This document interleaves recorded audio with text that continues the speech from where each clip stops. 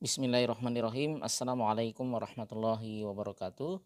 Sobat Quran yang dimuliakan Allah Subhanahu wa Ta'ala, dalam berbagai hal, seseorang sangat mungkin dipengaruhi oleh teman sepergaulannya, termasuk dalam hal sikap dan perilaku.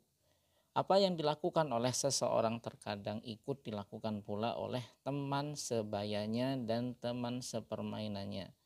Jika saja yang diikuti dan dicontoh oleh seseorang dari temannya adalah sesuatu yang positif, maka tentu akan membawa dampak dan manfaat yang baik pula bagi dirinya.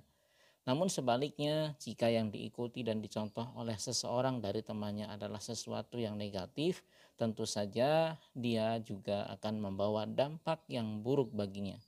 Adi bin Zaid, seorang penyair Arab, sebagaimana dikutip oleh Abul Hasan Al-Mawardi di dalam kitabnya Adab Ad-Dunya Wad-Din, pernah mengatakan bahwa tidak perlu engkau tanyakan kepribadian seseorang, tapi tanyakanlah siapa teman dekatnya.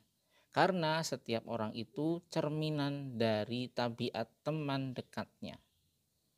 Dalam hal menuntut ilmu, memilih teman yang baik sangat penting.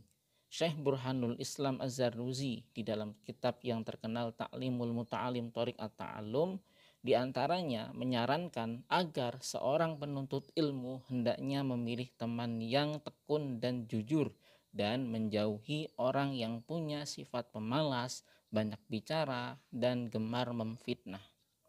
Demikian pula dalam hal menghafal Al-Quran. Seseorang akan sangat mudah termotivasi untuk menghafal Al-Quran jika dia selalu bergaul dengan para penghafalnya.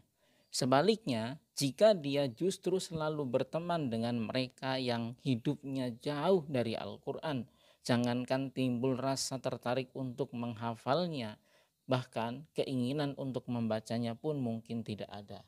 Lebih jauh lagi, walaupun seseorang selalu bergaul dengan para penghafal Al-Quran, jika yang dimaksud adalah para penghafal yang malas, ada kemungkinan rasa malas tersebut bisa juga ikut menular kepadanya. Karena pada kenyataannya, tidak semua penghafal Al-Quran di zaman sekarang ini memiliki semangat yang tinggi dalam menghafal. Di antara mereka pun ada yang pemalas, juga ada yang asal-asalan dan tidak mau bersungguh-sungguh dalam menghafal. Maka Anda juga harus selektif dalam hal mencontoh sikap dan perilaku mereka. Mana yang baik silahkan ikuti dan mana yang buruk silahkan tinggalkan.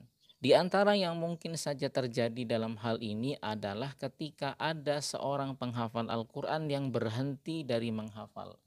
Mungkin bisa saja yang dilakukannya tersebut diikuti oleh temannya. Apalagi jika dia mengajak temannya tersebut untuk ikut berhenti menghafal. Jika yang diajak punya keinginan dan pendirian yang kuat untuk tetap istiqomah menghafal, mungkin dia tidak akan terpengaruh sedikit pun.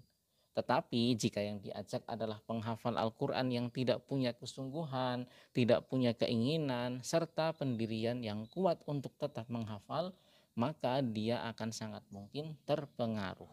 Sobat Quran yang dimuliakan Allah, yang saya perhatikan, mereka yang berhenti menghafal Al-Quran karena mengikuti temannya yang juga berhenti menghafal, memang dari awal sebenarnya mereka juga tidak punya keinginan untuk menghafal Al-Quran. Intinya mereka menghafal pun kemungkinan besar karena ikut-ikutan temannya yang menghafal, bukan karena mereka benar-benar tertarik dan mau bersungguh-sungguh menghafalkannya.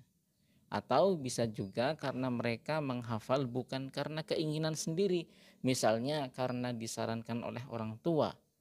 Padahal sebenarnya mereka sendiri tidak punya keinginan yang kuat untuk menghafalkannya.